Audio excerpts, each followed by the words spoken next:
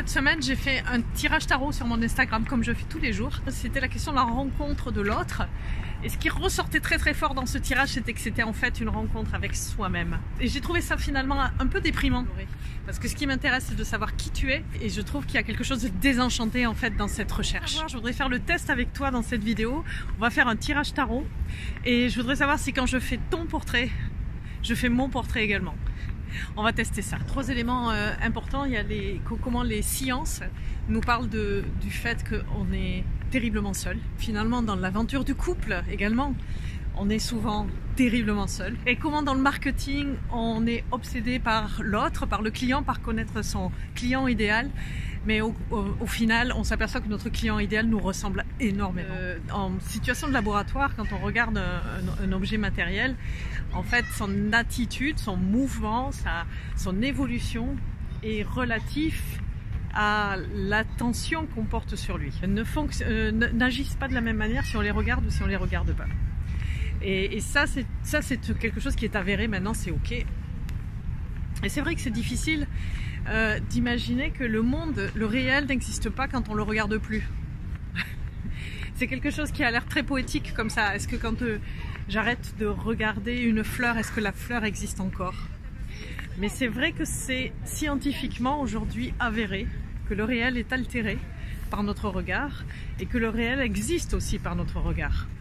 Et ces découvertes, moi je trouve, ont quelque chose d'un petit peu à la fois magique, parce qu'on commence à comprendre notre pouvoir, on commence à comprendre le pouvoir de l'intention, le pouvoir de l'attention aussi, le pouvoir du regard sur l'autre, l'énergie qu'on met à regarder l'autre, c'est une énergie active, c'est pas juste une vue de l'esprit.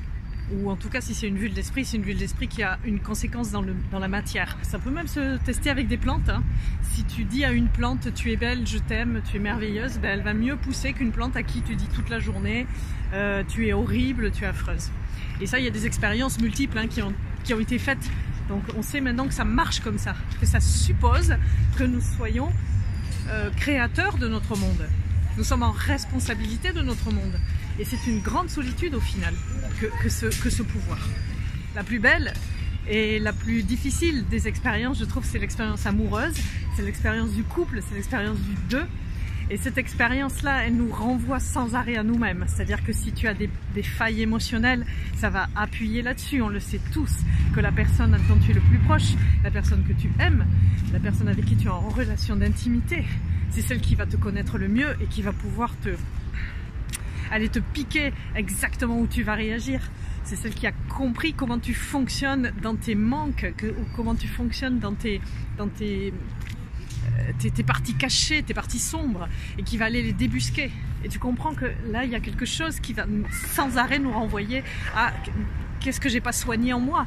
Comment est-ce que je peux prétendre prendre soin de l'autre si je soigne pas ce qui souffre encore en moi?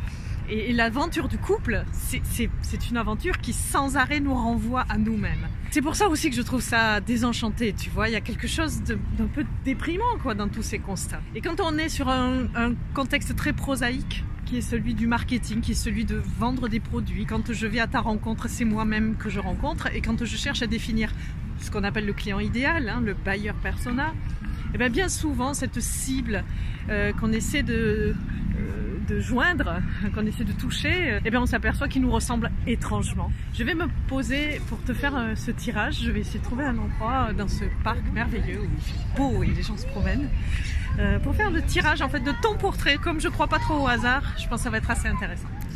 Alors voilà, je te présente ton portrait. Je viens de tirer ces 5 cartes avec ce principe-là.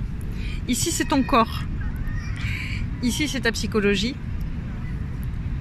Ton émotionnel, ton monde spirituel, ta dimension spirituelle et ton être vivant dans son ensemble. Avec tout ce qui est au-delà de ces 4 états, tout ce que je ne peux même pas imaginer, tout ce que je ne connais même pas, mais qui fait partie du réel. Donc ton corps, avec le 6 ici, on est dans 2 fois 3, c'est-à-dire qu'il y a 3 personnes dans une relation qui est complexe. La relation au corps, c'est une relation avec différents niveaux.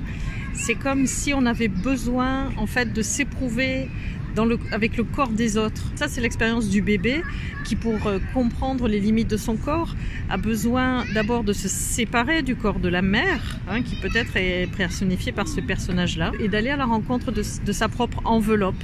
Faire le choix de cette séparation et d'aller vers cette autonomie qui fait que d'une autonomie, on va pouvoir aller vers une rencontre, peut-être avec ce personnage de droite ici, avec une autre sensualité, avec une autre peau, avec un autre souffle.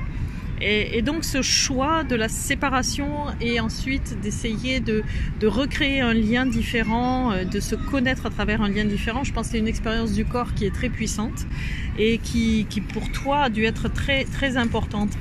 Donc je suppose que pour moi aussi, hein, si tu as bien suivi la première partie de la vidéo. Alors la psychologie. Et on a affaire au 1, le battleur, qui est bien sûr au tout début du tarot la première carte, celle qui va initier. Il présente aux autres les éléments de son intériorité. Finalement, il cache pas grand-chose. Il y a beaucoup d'espoir, parce que le 1, c'est vraiment celui qui se tourne vers des suites d'expériences. À travers cette table de chair, ici, que tu vois ici, c'est celui qui va aller à la rencontre de l'autre, hein, parce qu'un battleur tout seul, il n'existe pas. Il n'existe que dans la relation aux deux. C'est un profil psychologique très ouvert, bien entendu un peu facétieux. Alors dans ses mauvais côtés, il y a des enfants qui jouent.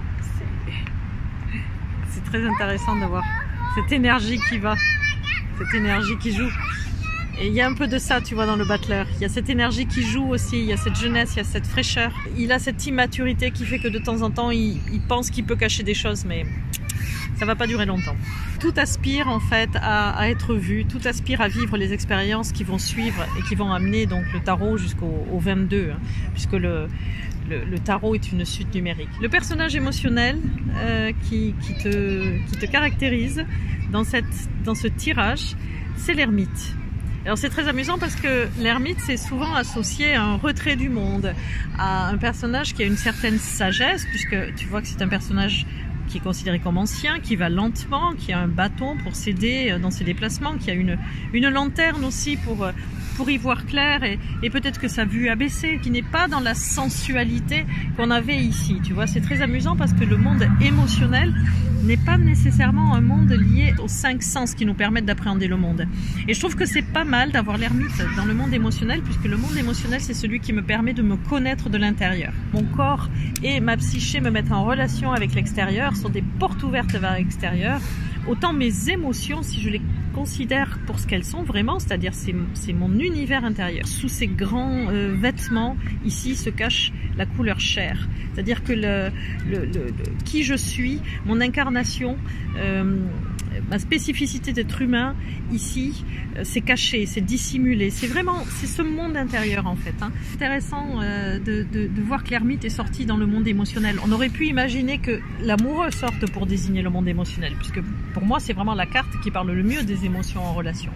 Mais finalement, tu vois, c'est cette carte-là qui parle de ton émotionnel, et je trouve qu'elle est très très juste dans le sens où c'est un monde intérieur.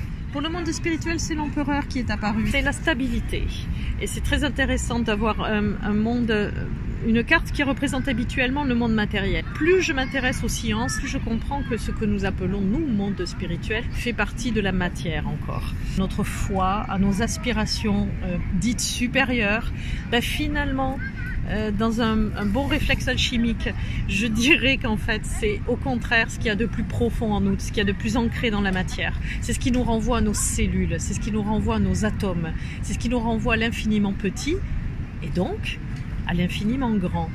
Et à l'intérieur de cette matière, densité, toute la dimension du vide. Parce qu'on le sait, on sait qu'entre chaque atome, il y a un espace vide. Que le monde spirituel soit représenté par l'empereur, c'est très intéressant parce que ça dit toute l'élasticité qu'il peut y avoir entre le fait de définir le spirituel comme quelque chose d'immense et infini, et définir le spirituel comme quelque chose que nous portons chacun à l'intérieur de nous. Qui tu es en tant qu'être vivant au-delà du connu, on va dire, tu es ce principe d'équilibre, ce principe de justice qui veut que les choses soient correctes. Personne n'est lésé. Un personnage qui n'a ni peine ni joie, qui n'a ni défaite ni victoire, qui se contente d'être. Par rapport à tout ce qu'on a vu là, il y a quelque chose de froid, peu attirant dans la tradition des grands méditants. C'est d'aller au-delà de notre corporalité, c'est d'aller au-delà de notre psychologie, de nos émotions, aller au-delà de tout ce qu'on a vu. Eh ben, il y a ce grand principe d'équilibre, il y a cette grande justice en fait, et tout se remet en place. Tout ce qu'on considère comme injuste, terriblement cruel dans ce monde, eh bien tout se rééquilibre en fait au niveau de notre vivant. Tout a un sens. Tout a une valeur. Un exemple me vient en tête, c'est celui de personnes qui reviennent d'expériences de mort imminente et qui racontent qu'ils ont eu l'occasion de voir leur vie se dérouler sous leurs yeux. Et ils s'aperçoivent à ce moment-là que les actions les plus minimes de leur vie ont parfois un impact extraordinaire sur les autres et enrichissent les autres alors qu'ils s'en sont même pas aperçus. Et que parfois ils croyaient faire le bien et puis ils ont plutôt fait de la peine autour d'eux. Nous ne sommes pas conscients des grands équilibres qui se font quand nous agissons. Donc soyons humbles en fonction de ce qui vient de notre cœur et les choses s'équilibreront. Si on fait un portrait, on a quelqu'un qui est assez secret finalement, qui se montre mais qui cache un peu ses émotions, quelqu'un qui est capable de faire des choix, quelqu'un qui est capable d'aller vers les autres, un manque de légèreté dans sa manière d'aborder la spiritualité, quelque chose qui peut être peut-être un petit peu trop terre à terre. Assez énergique hein, d'une manière générale, hein. Ce sont quand même des cartes où il y a du mouvement, où il y a de l'énergie, où il y a de l'autorité. Le portrait de quelqu'un qui prend sa vie en main et j'aime beaucoup ça. Voilà, dis-moi si tu te reconnais dans ce portrait, s'il y a quelque chose de moi en toi et de toi en moi. Je t'embrasse, on grandit ensemble et surtout laisse des commentaires, abonne-toi, partage et à très bientôt pour une prochaine vidéo, une par semaine. Ciao ciao.